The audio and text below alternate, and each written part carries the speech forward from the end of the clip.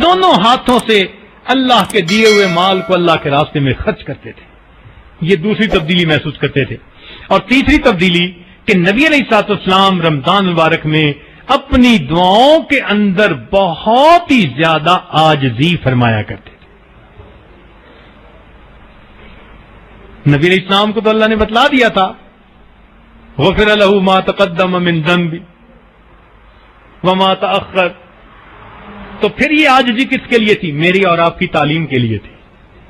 ہمیں سمجھانا مقصود تھا کہ اگر تم اللہ تعالیٰ سے مانگنا چاہتے ہو تو یہ قبولیت کا وقت ہے.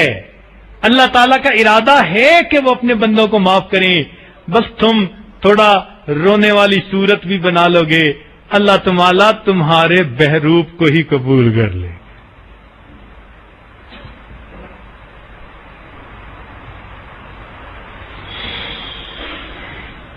اس لیے فضیل بن عیاض رحمۃ اللہ علیہ فرماتے ہیں کہ ہم نے اکابر کو دیکھا کہ وہ 6 مہینے رمضان کے آنے کا انتظار کیا کرتے تھے. 6 مہینے رمضان المبارک کے آنے کا انتظار کیا کرتے تھے. اصل میں رمضان کی نورانیت اور رحمت کو بندہ اتنا ہی محسوس کر سکتا ہے جتنا اس کے اندر بصیرت ہوتی ہے. اللہ والوں کے پاس بصیرت ہوتی ہے، وہ بھی رمضان کے منتظر ہوتے ہیں. کائنات میں سب سے زیادہ بصیرت اللہ نے نبی علیہ الصلوۃ والسلام کو عطا فرمائی. تو نبی علیہ الصلوۃ والسلام کا یہ معاملہ تھا کہ آپ رجب میں دعائیں مانگتے تھے، اللہم بارک لنا فی رجبنا وشعبان وبلغنا رمضان. اس وقت سے رمضان کی آمد کے منتظر ہوتے تھے، اس لیے کہ جانتے تھے کہ رمضان مبارک میں اللہ تعالیٰ کی کتنی رحمتیں برستی ہیں. ایک لمحہ رمضان مبارک کا بندے کو ولایت کے مقامات تک پہنچانے کے لیے کافی ہے. ایک لمحہ. امام ربانی مجدد ثانی رحمۃ اللہ علیہ لکھتے ہیں اپنے مکتوبات میں، اے کاش بقیہ پورے سال کی رحمتوں کو رمضان المبارک کی رحمتوں سے وہ نسبت ہوتی جو ایک دریا کو سمندر کے ساتھ ہوتی ہے، مگر وہ نسبت بھی موجود نہیں ہے. یوں سمجھیے کہ رحمتوں کا سمندر ہے رمضان المبارک میں، جو اس وقت بکھرا ہوا ہے اپنے بندوں کے گناہوں کو دھونے کے لیے. اور اس سمندر کے کنارے کھڑے ہو کر پھر جسم پر یہ گناہوں کی مٹی داغ لگے رہیں اور ہم غسل نہ کر پائیں تو یہ کتنی کم قسمتی ہوتی ہے. اس لیے فرمایا کہ جو رمضان میں محروم رہا حقیقت میں وہی محروم ہوا کرتا ہے. اب بات سمجھ میں آتی ہے. تو ہم اللہ تعالیٰ کے سامنے جھکیں. یہ جھکنا بڑا مشکل ہوتا ہے. جھکنے سے یہ مراد نہیں ہوتا کہ آ کے نماز میں 2 سجدے کر لیے جھک گئے، نہیں. اس کے باوجود گردن میں سریا ہوتا ہے. اگرچہ نماز پڑھ رہے ہیں، گردن میں سریا، ماننی نہیں کسی کی، سننی نہیں کسی کی. نہ ماں باپ کی مانتے ہیں، نہ بیوی کی مانتے ہیں، نہ پیر استاد کی مانتے ہیں، مانتے ہی نہیں کسی کی. دیکھو بھائی، شیطان کو جو رد کر دیا گیا تو اس نے کوئی شراب پی ہوئی تھی؟ کیا گناہ کیا تھا اس نے؟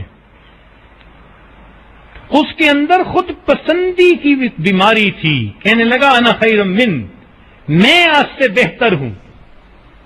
گردن اکڑی ہوئی تھی، سجدہ نہ کر سکا، اور اس کی وجہ سے پھر اللہ تعالیٰ نے فرمایا فخرج منہا فإنک رجیم. آج ہم بھی اللہ تعالیٰ کے سامنے جھکنا سیکھیں، اپنی میں کو مٹانا سیکھیں. میرے دوستو، جو انسان اپنی میں کو خود نہیں مٹاتا، اس کی میں کو پھر پروردگار مٹاتا ہے، اور جس کی میں کو پروردگار مٹائے اس کا تماشا دنیا دیکھا کرتی ہے. تو جھکنا سیکھیے. اللہ پھر کہتے ہیں جی تہجد نہیں ملتی. اور پھر بعض دوست تو ایسے ہیں جو بڑے مطمئن ہوتے ہیں، اور جی ہم سارا دن مدرسے میں قرآن پڑھاتے ہیں، حدیث پڑھاتے ہیں، رات تہجد نہ پڑھی تو کیا ہوا، ثواب تو مل ہی جاتا ہے. تو بھئی صحابہ کرام سارا دن سبزیاں بیچتے تھے جو وہ رات کو تہجد کا اتنا اہتمام کرتے تھے، وہ کیا کرتے تھے؟ وہ بھی تو سارا دن دین کے کام میں لگے رہتے تھے نا. فرسان بالنہار ہوتے تھے اور پھر اللہ ان کو رہبان باللیل بنا دیا کرتے. رات گھوڑے کی پیٹھ پہ ہوتے تھے صبح میں، اور رات مسلح کی پیٹھ پر ہوا کرتے تھے. تو یہ تو نفس ہمیں مطمئن کر دیتا ہے نا کہ کوئی بات نہیں اگر تہجد کی توفیق نہیں ملتی. اچھا ایک بات ذرا توجہ سے سنیں کہ ایک تو ہے ہمارا سوچنا ہم تہجد پہ نہیں اٹھتے، اور ایک سوچ کا انداز اور بھی ہے. وہ کیا؟ حدیث پاک میں آتا ہے اللہ تعالی رات کو فرشتوں کی 3 جماعتیں بنا دیتے ہیں. فرشتوں کی کتنی جماعتیں؟ 3 جماعتیں بنا دیتے ہیں.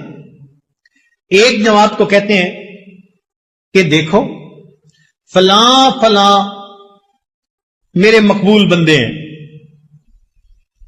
تم جاؤ اور ان کو پر مار کے جگا دو، یہ تہجد میں اٹھنے کا وقت ہے، یہ اٹھیں گے مجھ سے مانگیں گے، میں پروردگار ان کی جھولیوں کو بھر دوں گا. چنانچہ یہ لوگ سوئے ہوئے ہوتے ہیں، نہ گھڑی کا الارم نہ کوئی اور، اچانک ان کی آنکھ کھل جاتی ہے. یہ اللہ تعالیٰ کی طرف سے فرشتے اٹھا دیتے ہیں ان کو، اچانک آنکھ کھل جاتی ہے. دل میں ارادہ لے کے سوتے ہیں 3 بجے اٹھنے، 3 بجے آنکھ کھلتی ہے،